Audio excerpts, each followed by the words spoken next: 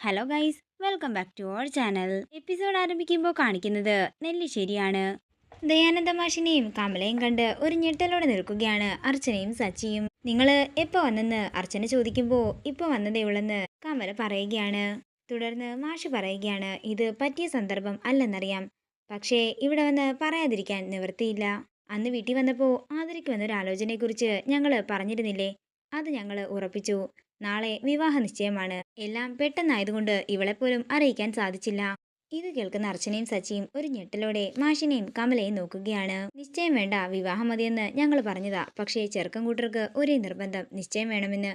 നിശ്ചയം കഴിഞ്ഞ് കുറച്ച് നാളുകൾക്ക് ശേഷം കല്യാണം.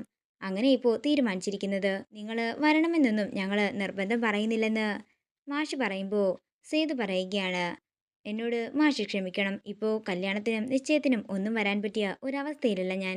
ഞാൻ വന്നില്ലെങ്കിലും ഇവിടെയുള്ള ബാക്കി എല്ലാവരും വരുന്നതായിരിക്കുമെന്ന് സേതു പറയുമ്പോൾ അവന്തിക പറയുകയാണ്, മാഷും കമലേച്ചിയും എന്നോടും ക്ഷമിക്കണം, എനിക്കും വരാൻ സാധിക്കില്ല. എല്ലാവരുടെയും ചോദ്യങ്ങൾക്ക് ഉത്തരം പറഞ്ഞ് ഞാൻ മടുത്തു. അത് കുഴപ്പമില്ല, നിങ്ങളുടെ എല്ലാവരുടെയും അനുഗ്രഹം ഞങ്ങളുടെ മകളോടൊപ്പം ഉണ്ടായാൽ മതിയെന്ന് മാഷ് പറയുമ്പോൾ കമല സച്ചിയോടും അർച്ചനയോടും പറയുകയാണ്, നിങ്ങളെന്താണെങ്കിലും വരുമല്ലോ. എന്നാൽ ഇത് കേട്ടിട്ടും അർച്ചനയും സച്ചിയും ഒന്നും മിണ്ടാതെ നിൽക്കുകയാണ്. തുടർന്ന് എല്ലാവരോടും യാത്ര പറഞ്ഞ് അവരവിടെ നിറങ്ങുമ്പോൾ അർച്ചന അവർക്ക് പിന്നാലെ ചെല്ലുകയാണ്. നിശ്ചയത്തിന്റെ കാര്യം തന്നോട് നേരത്തെ പറയാത്തതിന്റെ നീരസം അർച്ചനയുടെ മുഖത്തുണ്ട്. തുടർന്ന് കമല പറയുകയാണ്, മോളെ എല്ലാം പെട്ടെന്നായിരുന്നു. നിന്നോട് ഇന്നലെ രാത്രി തന്നെ വിളിച്ചു പറയണമെന്ന് കരുതിയതാ. പിന്നെ വിചാരിച്ചു ഇന്നിങ്ങോട്ട് നേരിട്ട് വരുന്നുണ്ടല്ലോ, അപ്പോൾ പറയാമെന്ന്. ആതിരയുടെ ഈ അവസ്ഥ കണ്ടിട്ടും നിങ്ങൾക്കൊക്കെ എങ്ങനെയാ ഇതൊക്കെ നടത്താൻ സാധിക്കുന്നതെന്ന് അർച്ചന ചോദിക്കുമ്പോൾ കമല പറയുകയാണ്, അതിന് ആതിര തന്നെയാ പറഞ്ഞത്. വിവാഹത്തിന് സമ്മതമാണെന്നും എത്രയും പെട്ടെന്ന് വിവാഹം നടത്തണമെന്നും. അവൾക്ക് അവളുടെ സങ്കടങ്ങളിൽ നിന്നും ഇതൊരു മോചനമാവുകയാണെങ്കിൽ ആകട്ടെ എന്ന് ഞങ്ങളും കരുതി. നിങ്ങൾ ഇന്ന് തന്നെ അങ്ങോട്ടേക്ക് വരുമോ എന്ന് കമല ചോദിക്കുമ്പോൾ ഇന്നിന് വരാൻ പറ്റില്ലെന്നും നാളെ രാവിലെ ഞാനും സച്ചേട്ടനും കൂടി എത്തിയേക്കാമെന്നും അർച്ചന പറയുന്നു. അങ്ങനെ അവരോട് യാത്ര പറഞ്ഞ് കമലയും മാഷും അവിടെ നിന്ന് പോവുകയാണ്. അങ്ങനെ അവർ പോയതിനു ശേഷം സച്ചി പറയുകയാണ്, ഇനി കുറച്ച് മണിക്കൂറുകൾ മാത്രമേ ബാക്കിയുള്ളൂ. നമുക്ക് ചെയ്യാനുള്ളതെല്ലാം പെട്ടെന്ന് ചെയ്യണം. അതെ സച്ചേട്ടാ, തല പോയാലും സന്ദീപും ആതിരയും മാത്രമേ ഒന്നിക്കാവൂ, അല്ലാതെ മറ്റൊരാള് അവർക്കിടയിൽ വേണ്ട. നമ്മളെ കൊണ്ട് പറ്റാവുന്നത് നമ്മൾ എന്താണെങ്കിലും ചെയ്യണമെന്നും അർച്ചന പറയുന്നു. പിന്നീട് കാണിക്കുന്നത് വൃന്ദാവനമാണ്. അനൂപ് തന്റെ ബൈക്ക് ഒരാൾക്ക് വിൽക്കുകയാണ്. അങ്ങനെ പൈസയും മേടിച്ചുകൊണ്ട് അകത്തേക്ക് കയറുമ്പോൾ മീര ചോദിക്കുകയാണ്, അങ്ങനെ അതും വിറ്റല്ലേ? അത് വിൽക്കണ്ടായിരുന്നു, നമുക്ക് ആകെ ഉണ്ടായിരുന്ന ഒരു സമ്പാദ്യമല്ലേ. പിന്നെ നിശ്ചയം എങ്ങനെയെങ്കിലും നടത്തണ്ടേ, അതിന് ഈ പൈസ വെച്ച് എല്ലാം തികയുമോ എന്ന് മീര ചോദിക്കുമ്പോൾ അനൂപ് പറയുകയാണ്, അച്ഛൻ്റെ കയ്യിലും കുറച്ച് കാശുണ്ടെന്ന് പറഞ്ഞു, എല്ലാം കൂടി ആകുമ്പോൾ തികയും. ഇതൊക്കെ കേൾക്കുന്ന ആതിര വിഷമത്തോടെ ഇരിക്കുകയാണ്. എന്താണെങ്കിലും നീ ആവണി മോളോട് ഈ കാര്യം പറയാൻ നിൽക്കണ്ടെന്നും മീരയോട് അനൂപ് പറയുമ്പോൾ ആവണി അങ്ങോട്ടേക്ക് വരികയാണ്. നമ്മുടെ ബൈക്ക് എന്തിനാ അച്ഛൻ കൊടുത്തതെന്ന് ആവണി ചോദിക്കുമ്പോൾ കൊടുത്തില്ലെന്നും അതെൻ്റെ ഒരു കൂട്ടുകാരൻ കൊണ്ടുപോയതാണെന്നും അനൂപ് കള്ളം പറയുകയാണ്.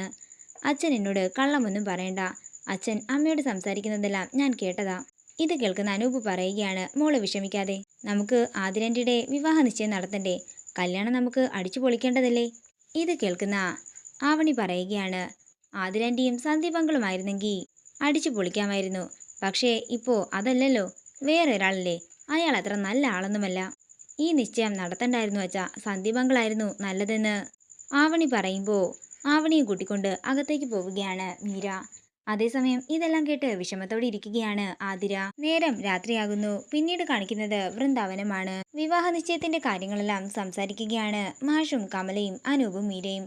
നാളെ അർച്ചന വന്ന് ഡയലോഗ് പറയുമ്പോൾ എല്ലാവരുടെയും മനസ്സ് മാറാതിരുന്നാൽ മതിയെന്ന് മീര പറയുമ്പോൾ കമല പറയുകയാണ്, അർച്ചന വന്നാൽ എന്ത് പറയണമെന്ന് എനിക്കറിയാം, എന്താണെങ്കിലും നാളെ ഈ നിശ്ചയം നടന്നിരിക്കും.